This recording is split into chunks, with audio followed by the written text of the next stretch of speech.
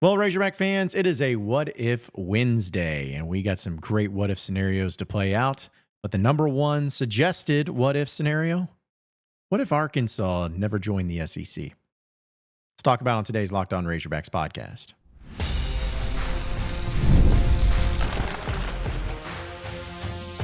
You are Locked On Razorbacks, your daily podcast on the Arkansas Razorbacks, part of the Locked On Podcast Network, your team every day.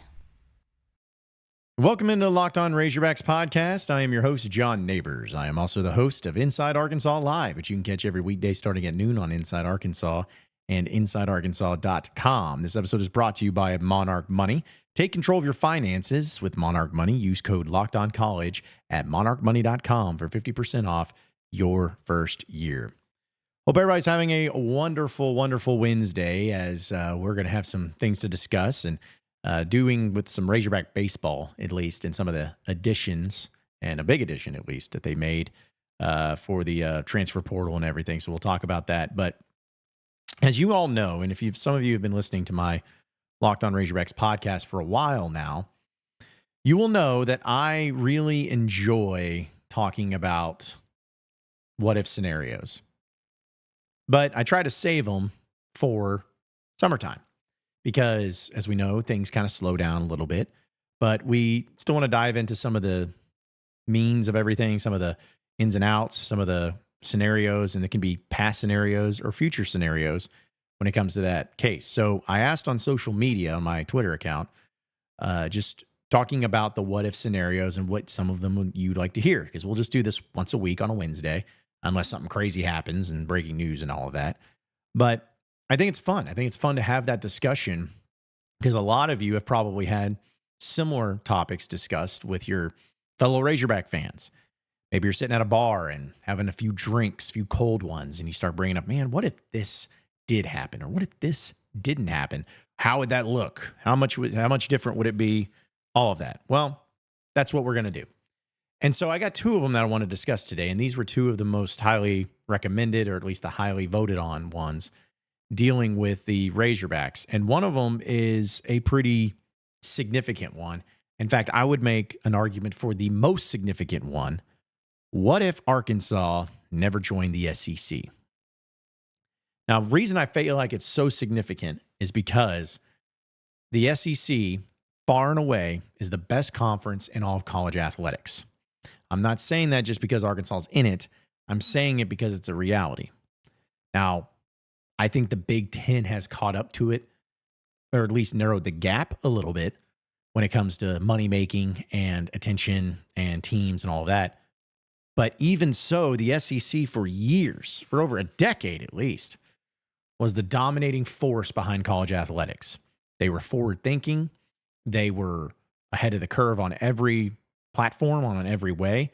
I think the way that they handled teams and the way that they handled the successes that came along with it were incredible and very important. But either way, it was a very significant move when Arkansas joined the SEC back in the early 1990s.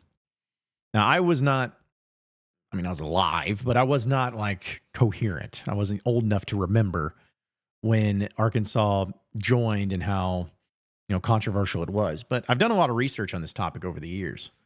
I've talked to people, family members that remember it. I've talked to people inside the university, people that have worked for the U of A, people that have done things for the U of A and the changes that it made. I've been talking to people who are from Texas and from Texas schools and the impact that it had on them as well.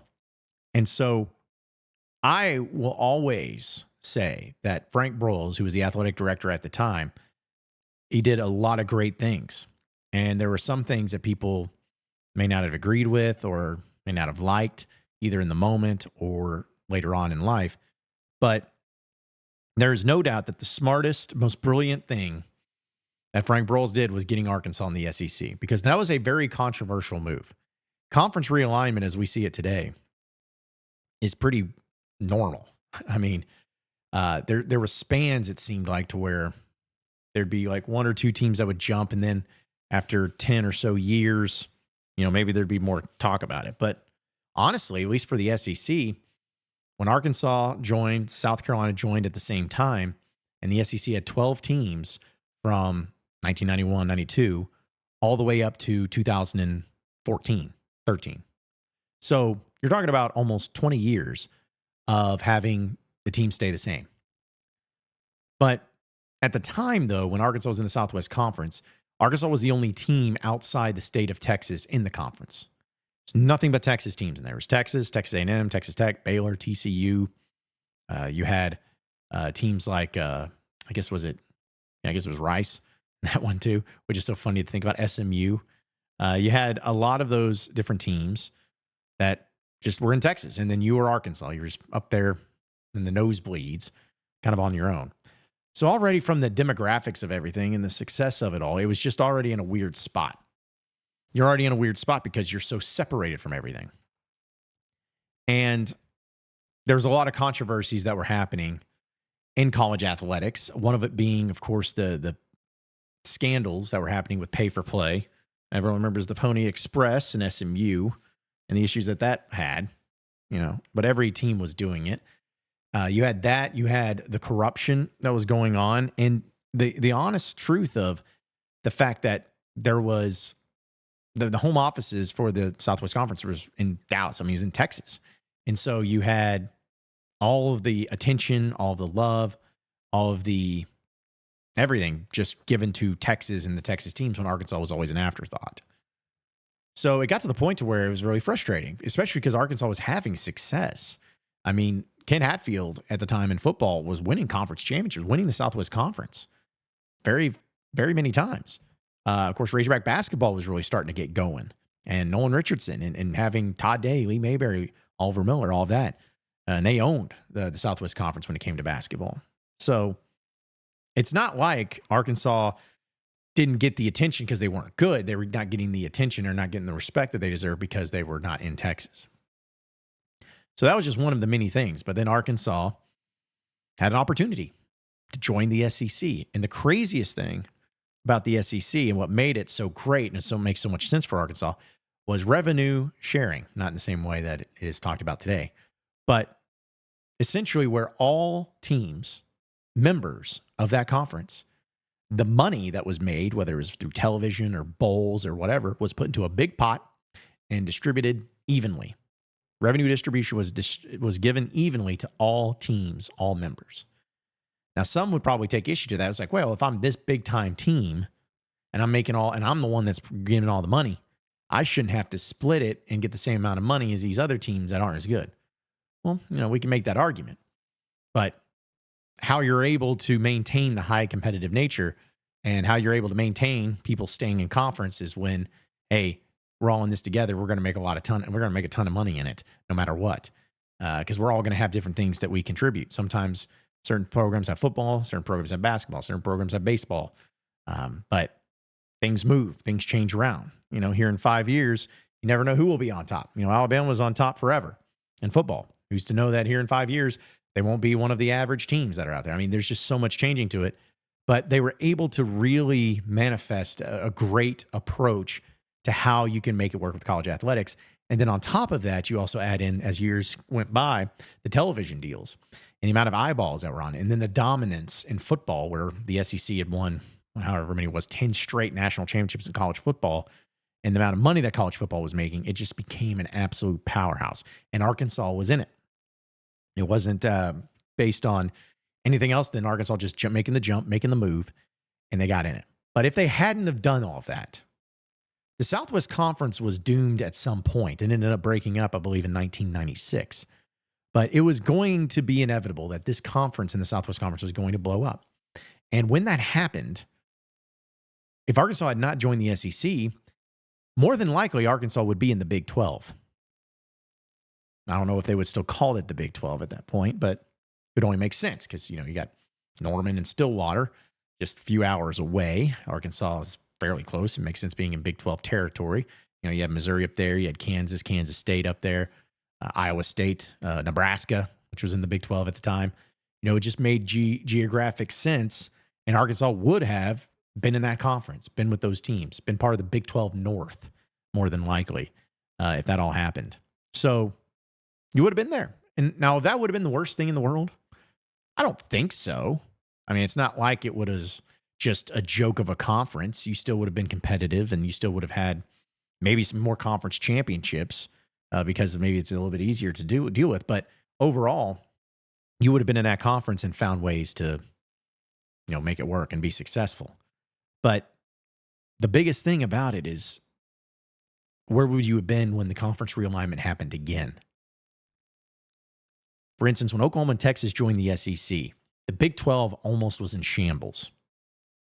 It's almost just fell down because suddenly the two biggest players in their conference left, and now they got nothing. And there were times where it was like, okay, so which teams are going where? It was confusing. Arkansas would not have been one of those teams that was invited to the SEC. It would not have been. It would have been one of those teams like Oklahoma State that just would have been like, all right, well, good luck. You wouldn't have had the money. You wouldn't have had the funding. You wouldn't have had the attention. You wouldn't have had so many things to go along with it. But people always make the argument of like, well, if they joined the Big 12, if they were in that conference, maybe they would have won more games. Maybe they would have won conference championships because it wasn't as difficult to win it in that conference that it was in the SEC. And you know what? Maybe so. Maybe Arkansas would have won some conference championships. Maybe they would have played in the Orange Bowl a little bit more because I believe that's where the Big 12 at the time at least had the connections to a BCS bowl game. Maybe they would have played in that. Maybe they would have had more of that. But to me, I never have wanted that. Arkansas, I know, has had some struggles in the SEC, but I don't want to join any other conference. I don't want to be going to a conference because it's easier. I don't want the easier path. I want the best path. And if you win the SEC and if you're competitive in the SEC, that means you're the best that there is. I mean, you're up there. And with the amount of money and facility and everything that's come along with it, I wouldn't change it for the world. But you would be in the Big 12 or the Big 20 or whatever it is. And you may have been a forgotten person. I know. Who knows? Maybe you don't win the SEC maybe you don't win the national title in 1994. I mean, it just could have changed so many things. At the end of the day, you're right where you need to be. And as I bring up before we move on to our next what if, everyone talks about Arkansas. Oh, you should be in the SEC. Just remember, folks, since joining the SEC in 1992, Arkansas in football has played in 3 SEC championship games. Granted, they have not won any of them, but they've been to 3. Ole Miss, team, it's all about that. They've been to 0. Mississippi State has been to 1. And the only reason they went to 1 is because they tied Arkansas to hold the tiebreaker because Arkansas didn't have a kicker in 1998. The point is that just because they've struggled here recently does not mean that they have just been an absolute disaster in joining the SEC. You're right where you need to be, but it is fun to think about. Well, what if the basketball side of things, what if Arkansas did not end up with John Calipari? How would that have looked? Let's talk about it next. So stay with us here on Locked On Razorbacks podcast. All right, Razorback fans and all you Razorback guys out there, you've probably heard of Viagra or Cialis. Maybe you've even tried them. But if you're looking for something beyond the usual pill, then you have to look at Rugiet Ready. Rugiet Ready is the next-gen prescription treatment designed to amplify arousal in the brain and boost blood flow. Unlike the usual pills that can take hours, Rugiet's 3-in-1 formula dissolves under your tongue and it kicks in fast, on average in about 15 minutes. Effects can last up to 36 hours, so you can stay confident and in control when the moment hits you just right. If traditional options haven't worked, Rugiet may be the answer because over 150,000 men have already made the switch. You can even read the real customer reviews on their site, and it's helping a lot of people feel more confident and more present in those moments. So head to Rugiet.com/LockedOnCollege and use LockedOnCollege to get 15% off today.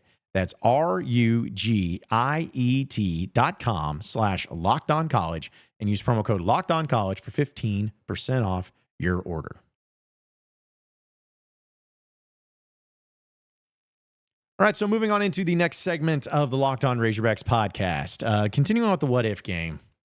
This was the other what if question that was asked pretty prevalently when I was asking it on social media. Is what if Arkansas did not end up hiring John Calipari as their head basketball coach? Fascinating question. Fascinating one. I could probably spend a whole podcast talking about this one, but I won't. I won't do that. But still, it's interesting because if you remember that time in April, late March, early April, the uncertainty surrounding everything was almost disgusting because you want to be in control. You want to know that everything's going to be okay. But when you're coming off of what Eric Musselman was able to do at Arkansas, it leaves you in this lurch of, ooh, let's just hope we can still find somebody here. Because I have always said when it comes to coaches, comes to players, no matter what, if you have a diamond in the rough, if you have a big time player, if you have a big time coach, no matter what, you find ways to keep them. I mean, obviously there's certain lines that you don't cross, but you find ways. And every great coach is going to have a down year. It's going to happen. But considering that Arkansas had not been to a Sweet 16 in 25 years before Eric Musselman arrived, once he went to 3 straight Sweet 16s as well as 2 Elite 8s, you suddenly are like, we got our guy. All it's going to take is just the right timing, the right setup, the right format, and there's a championship. We could win a national championship. They're relevant, they're fun, they're exciting, the games are great. All these things going into it. It's just chef's kiss perfect. But that last year under Muss didn't work out. And it started getting word there in the early part of the year that they were not going to be together anymore. Arkansas and Eric Musselman, that is. Muss was going to be moving on. And I remember how crazy it was to even think. I'm like, why? Why would you want to move on? Whose problem is this? Is it a Muss problem? Is it the team problem? Is it a program problem? Is it an NIL problem? Is it a Hunter Yurachek problem? I was like, how did this go from being so great, perfect, amazing, fun, energized, to this, where the coach is leaving this quickly after 5 years? It just didn't seem real. But as time went on, and the more that we learned after the fact, it was like, you know what? It was probably best for all parties involved to kind of just separate themselves. But I just remember how strange it was from Yurachek putting out that video that he did with the Muss bus and him get on the bus and Muss is saying like all aboard and Yurachek yells up at him. He's like, "You're still here?" Like, what? What is going on here? I don't know about this.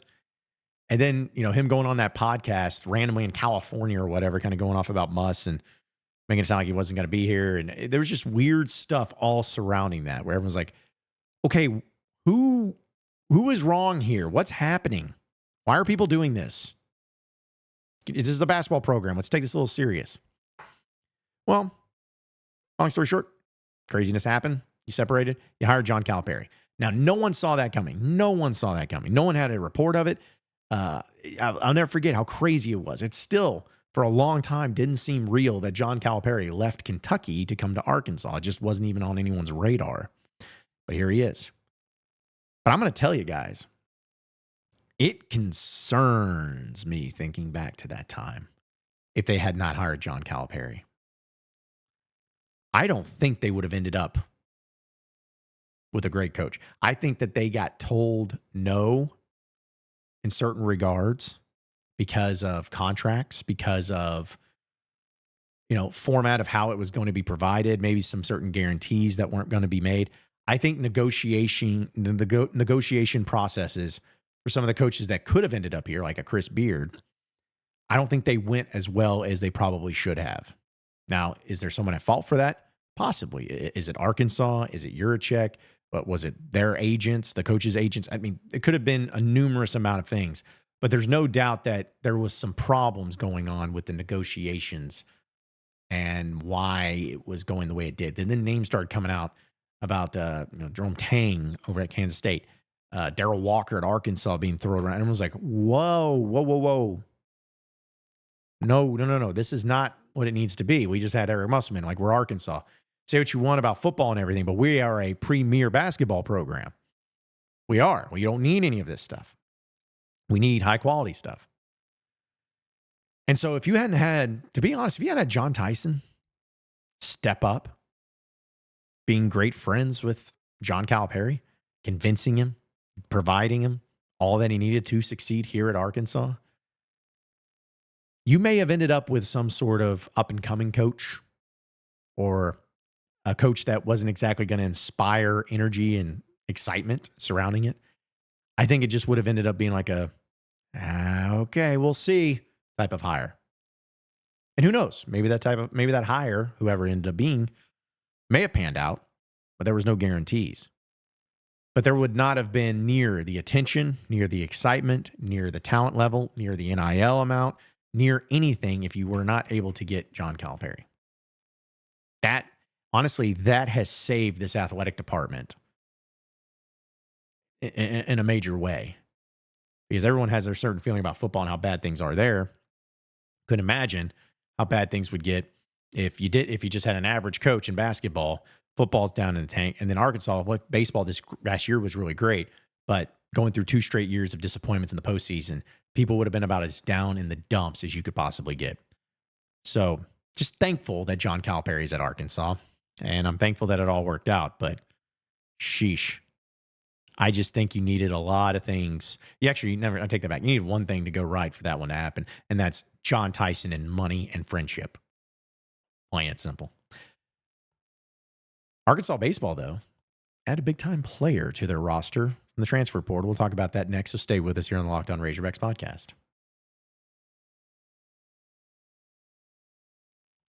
All right, Razorback fans, you ever wish that managing your money felt easier? With Monarch Money, it can. Whether you're growing your savings or planning a big purchase, Monarch puts you in the driver's seat. It's like having your own personal CFO, giving you full visibility and control over all of your finances. Monarch Money is more than just a budgeting app. It's a complete financial command center. You can track all of your accounts, investments, and spending all in one place. So in addition to managing your money, you're also building wealth. The thing is that when you're talking about getting involved with your own finances and trying to get back on track to getting the right things in place, it's tough to do. And sometimes you need expert help. Sometimes you need just a simple filing way. Sometimes you need someone to, come along and help you. But the greatest thing about it is with the Monarch Money app, it takes care of all of that for you. It takes care of all of your managing. It takes care of those financial goals that you have. It takes care of all that spending that is good and bad and whatever, and make sure that you get on a great financial track. So take control of your finances and use Monarch Money, and use code LOCKEDONCollege at monarchmoney.com for 50% off your first year. That's monarchmoney.com, code LOCKEDONCollege for half off your first year.